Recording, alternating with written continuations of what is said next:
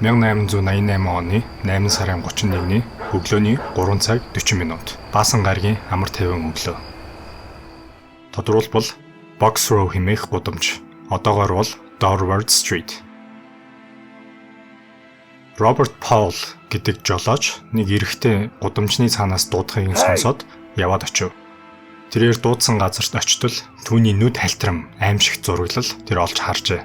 Нэгэн эмэгтэй өөрийн цусан дундаа хөвтөж байлаа. Тэрээр хэрцгийгээр алагдсан шинжтэй байв. За тэгээд тэр хоёр залуу цагдаа дуудахаар шийдээд хэргийн газараас холдоод яваад өгсөн байв. Хэдэн минутын дараа Джон Нил хэмээх нэгэн цагдаа өөрөө санаандгүйгээр аллуулсан газар хүрээд ирсэн юм байна. Тэгээд тэдний олж мэдснээр бол хохирогчийн нэрийг нь Mary Ann Nichols гэдэг байсан бөгөөд түүнийг найзууд нь Полли гэж дууддаг байв. Алуурч нь түүний хоолойг 2 удаа огтолж, биеийг нь хэд удаа зүсэж цаашаа харуулсан байв. Английн алдартай Scotland Yard цагдаагийн газар нь энэ аимшигтай хэргийг бүлэглэлтэй холбон таамагласан боловч тэдний тэр үед мэдээгүй байсан зүйл нь бол энэ түүхэнд хамгийн алдартай цуврал алуурчны анхны хохирогчоо алсан явдал байв. Өнөөдөр бид энэ цуврал алуурчны талаар ярилцах болно. Түүнийг Jack the Ripper гэдэг байсан юм. Монгол руу орчуулвал тасдагч Jack. Хэдүүлээ энэ хэргийн фактуудыг нэг нэгээр нь хараад юу болсныг нь ярилцаад тэгээд дараа нь Jack нь яг өөрөө ямар хүн байх магадaltaйг нь нэг нэгээр нь харах болно. Энэ бол Jack the Ripper анги юм.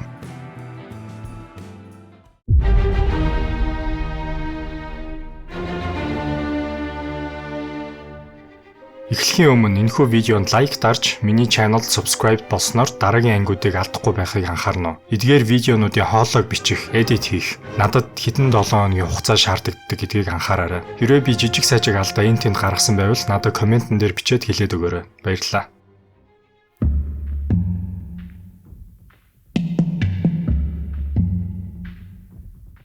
Эхлэлд хэлсэнчлэн Полли Jack the Ripper-ийн анхны албан ёсны хохирогч байв.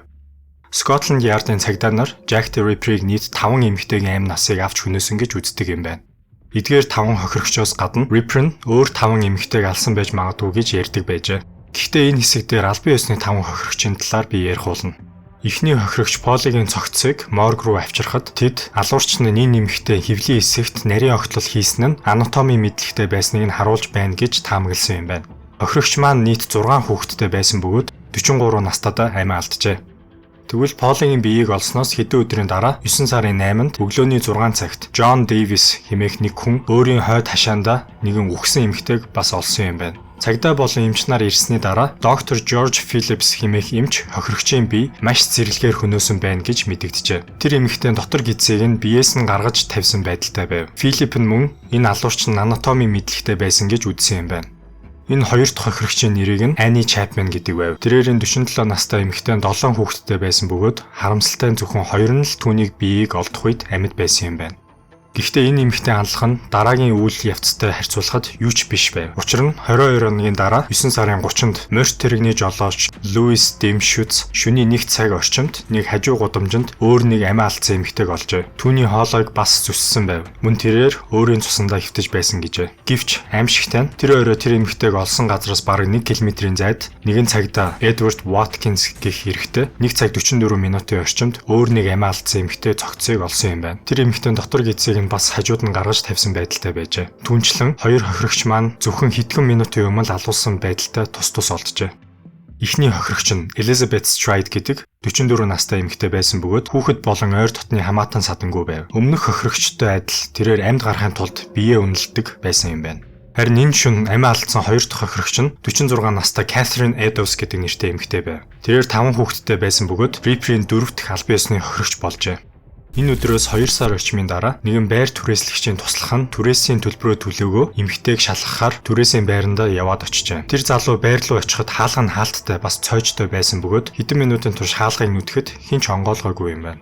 Аргаа бараад тойрж очиод хагарсан цонхоор гараа оруулаад түшгийг нь холдуулаад толгоогоо оруулаад харжээ. Тэр залуу өөрийн үдсэн зүйлээсээ зүрхэн зогсдол цочирдож үлдсэн гэдэг. Учир нь биеийнх нь хамаг үе мөч эргэтэн тасарсан эмэгтэй цогцос орон дээрээ хөвтөж байжээ.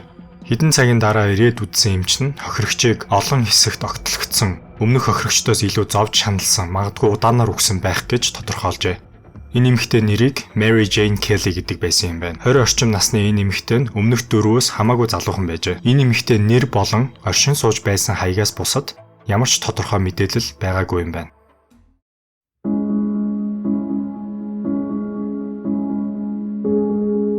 Хоёр дахь хохирогчоо хөнөөсний дараа Ripper Scotland Yard-ын цагдаагийн газарт загтал илгээжээ. Түүн дээр эдгээр зэрлэг аллахын ард нь бий байгаа шүү гэж мэдгдсэн юм байна. Мөн тэр загталтаа өөрийгөө Jack the Ripper гэж албан ёсоор нэрлэжээ. Аллагууд болох үед буюу 19-р зууны сүүл үед хурууныхээ шалгах, ДНК-гийн шинжилгээ хийх, мөн шүүх шинжилгээний арга хэрэгсэл байгаагүй тул цагдаагийн ажил нь голчлон таамаглал дэвшүүлэх, бас онол дээр тулгуурсан байв. Тэр үеийн цагдаагийн газрын мөрдөн байцаагч нарын гол нотлохоо болон нотлох баримт нь голчлон гэгч нарын мэдүүлэг болон өөр хүмүүсийн тайлбарууд байв. Энэ аимшигт аллагуудын тухай мэдээ нь тэр үед Англи байтугай дэлхийд даяар тархсан байсан болохоор мөрдөн байцаагч нар дээр ирж байгаа дарамтнд л гэхэд асар их байлаа. 5 гим зэмгүй хүний амь насанд хүрсэн алуурчныг яаралтай олоод барих хэрэгтэй л байсан юм. Үүний улмаас тэд санаандгүй байдлаар цуглуулсан нотлохоонуудаа буруу дүгнсэн, эсвэл заримыг нь санаатаагаар устгасан байв. Мөн алуурчин байх боломжтой олон с ижигтэй хүмүүс тэдний жагсаалтанд байсан болохоор яг анхаарлаа хандуулад нэг хүнээ сайн шинжээгүй юм байна. Whitechapel гэдэг энэ хороолол нь зөвхөн лагаар асдаг гэрлэн чийдэнгийн гудамжны гэрэлтүүлэгтээ харанхуй орчин байсан тул гэрч нар аллагын үйл явцыг нүдэрээ харсан ч гэсэн хөнөөж байгаа хүн сүудэрт нүүр нь харанхуулаад сайн харагдах боломжгүй байсан юм. Эцсийн аллага дээр л гэхэд Ripper ерөөсөө яаралгүйгээр хохирогчийг хүсснээр удаан хугацаанд биеийг нь тарчлааж тамалж алсан байх магадaltaй юм. Тухайн үед хурдан зураг авдаг камер байхгүй байсан тул алуурчны зураг эсвэл бичлэг хийх ч боломжгүй байв. Хамгийн хурдан зураг авдаг камер нь лэхэд тухайн үед зураг авах гэж 15 минут орчим хугацаа шаарддаг байсан юм. Эдгээр нь Ripper-ийг барьж чадаагүй өнгөрөөсөн гол шалтгаануудын нэг байв. Нэг ёсондоо бол цагдаагийнханд энэ алуурчныг олоход туслах ямар ч төхөөрөмж, нотлох баримт байхгүй болчиход байгаа юм. Юутайч с ижигтнүүдийн тухай ярьцгаая. Мөрдөн байцаагч нарт өгсөн гэрч нарын мэдүүлэгт үндэслэн Ripper-ийг болохоор 30 гаруй насны цэвэрхэн ганган хувцалсан 170-аас 175 см өндөртэй гадаад акцент дуудлагатай эрэгтэй байсан гэж үзжээ. Одоо тэгвэл цагдаа нарын гол 3 сэжигтнүүдийг тус бүрт нь авч үзэж эдгээр тайлбаруудтай харьцуулж үзцгээе. Эхлээд хамгийн байх боломжгүй сэжигтнийг хасаж орхиё. Joseph Barnett нь Ripper-ийн хамгийн сүүлийн хохирогчийн найз залуу байсан байх гэж таамаглагддаг юм байна. Тэрээр аллах болохын үед 30 настай байсан бөгөөд бүх амьдралаа Англид өнгөрүүлсэн юм байна. Barnett нь Ирланд гаралтай ч гэсэн гадаад дуудлагагүй байсан юм. Тэрээр жижигхэн биетэй, улаан үстэй байжээ. Түүнийг алуурчин гэж сэжиглэх болсон шалтгаан нь тэр Mary Jane Kelly-г биеэ үнэлэгчээр ажилтгийг үзэн ядаж энэ тухай санал нийлэхгүй байсан гэдэг нь танилуудын дунд яригдаж эхэлжээ. Тэр хоёр мөн аллах болохын өмнө хэд хэдэн удаа маргалцсан юм байна. Цагдаагийнхан эхэндээ түүнийг шалгаж байсан ч нотлох баримтгүйгээс болж суллжээ. Түүнд болохоор хүчирхийллийн түүх байхгүй. Загас тээвэрлэгчээр ажилдаг. Мөн бусад хохирогчдын орчмоос хол байсан юм байна. Одоо тэгвэл хоёр дахь сэжигтэн рүү шилжицгээе. Доктор Francis Tumblety. Barnett-ийн адил мөн Ирландаас гаралтай. Гэхдээ Tumblety-г баг байхад нь гэр бүл нь Америк руу дөрвсөн бөгөөд тэнд өссөн юм байна. Тэрээр өөрийгөө эмч гэж дуудах дуртай байсан ч гэсэн өөрөө бол ямар ч анагаахын сургуульд сураагүй, дипломгүй хүн байжээ. Энэ хуурамч эмчин тэгвэл хувийн эмчилгээний тос, ургамал эм борлуулдаг байжээ. Аллах болох үед 50 гарсан байсан бөгөөд өндрөөрөө 180 см орчим өндөртэй байжээ. Түүний гэмт хэргийн түүх нь гэхэд Америкийн нэгдсэн улс болон Европт хууль зөрчиж шүүхэд орж байсан түүхтэй байжээ. Эдгээр гэмт хэрэгүүд нь халаасны хулгайгаас ахуулаад бүхэл бүтэн Америкийн 16 дахь ерөнхийлөгч Abraham Lincoln-ыг хөнөөх төлөвлөгөө гаргасан сэжигтнүүдийн нэг байсан байх гэж үздэг юм байна.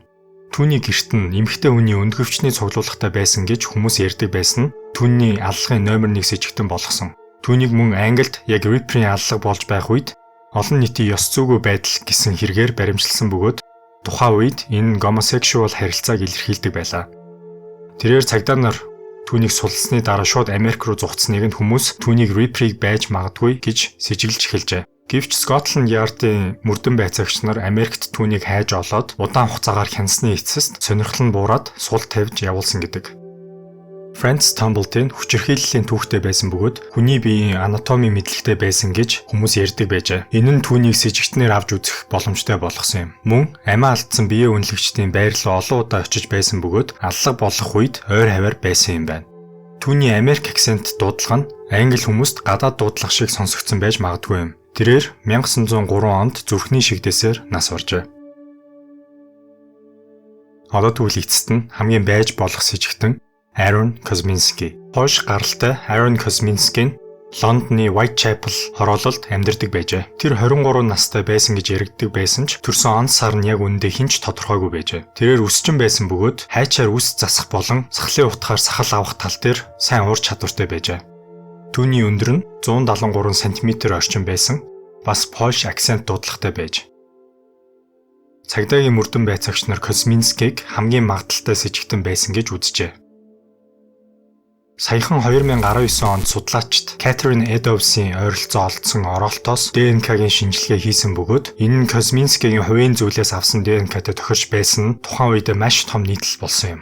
Хүн болгон ганцхан зүйл асууж байлаа. Бид Jack the Ripper-ийг энэ олон жилийн дараа үнэхээр олсон гэж үү? Энэ мэдээ нь тэгээд 2019 онд вирус шиг тархсан бөгөөд хүмүүс Kosminski-г Ripper гэдгийг баттай нотолчихлоо гэж ярьдаг болжээ. Гэвч энэ судалгаа нь том маргаантай судалгаа байсан юм. Учир нь оролтыг гэрч нар болон шинжээчид олох үедээ маш ихээр бохирдуулаад өөрсдийн ДНК-га дунд нь холсон байх магадaltaй байжээ. За тэгвэл энэ биш юм бол өөр ямар нотлох баримт байгаа вэ? Kosminski нь Colney Hatch Lunatic Asylum гэх сэтгэл мэдрэлийн галзуугийн эмнэлэгт сэтгцийн өвчтөй хэмээн түр хугацаанд хоригдож байжээ. Гэвч тус эмнэлгийн ажилчид түүнийг чимээгүй томоотой гэж хэлсэн бөгөөд ямар ч эмэгтэй хүний эсрэг догшин авир гаргаж байгаагүй гэж хэлж байжээ. Гэхдээ Kosminski эмнэлэгт хоригдохоос өмнө нэг удаа дүүгээ хутгаар занал хийлж байсан юм байна. Тэгэхээр энэхүү ямар ч догшин авиргүй Польш гарлын еврей яг аллахууд болсон хавар зүгээр л амьдарч байсан болж таарж байна тийм үү? Мөн бас Kosminskig амьдаар нь харж байсан хүмүүс Ripper шиг цэвэрхэн ганган хувцлаагүй. Харин эсэргээр бохир зааван хувцтай байсан гэж ярьдаг байжээ.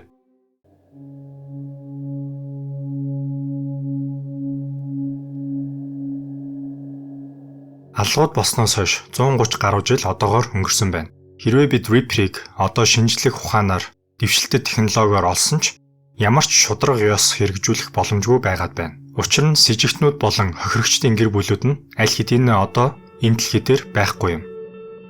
1800-аад оны төгсгөл үед болон 1900-аад оны ихэнх үеийн цагдаагийнхан мөн бас чадваргүй болон бүтлгүүч байсан. 1888 оны дараа зарим дуурайсан төрлийн аллагууд болсон ч хохирогчдыг хэрхэн алсан нь Ripper-ийн хэв маягтай адилгүй байсан юм. Тэдгээрийг Ripper-ийг дуурайсан зүгээр фанатикууд гэж үзжээ. 1919 онд нас барсан Kosminski нь энэ хэрэгт сэжиглэгдсэн цорын ганц байж болох хүн байсан ч мөрдөн байцаагчдын чадваргүй байдлаас болж түүнийг сул тавьж явуулсан юм байна. Гэхдээ нэг сонирхолтой зүйл нь гэвэл 1888 онд аллагууд болсон доо. Тэгвэл Kosminski нь 1891 онд буюу 3 жилийн дараа сэтгц мэдрэлийн галзуугийн эмнэлэгт хэвцээ юм байна. Тэгээд 1891 оноос хойш ямар ч аллах болоогүй юм байна.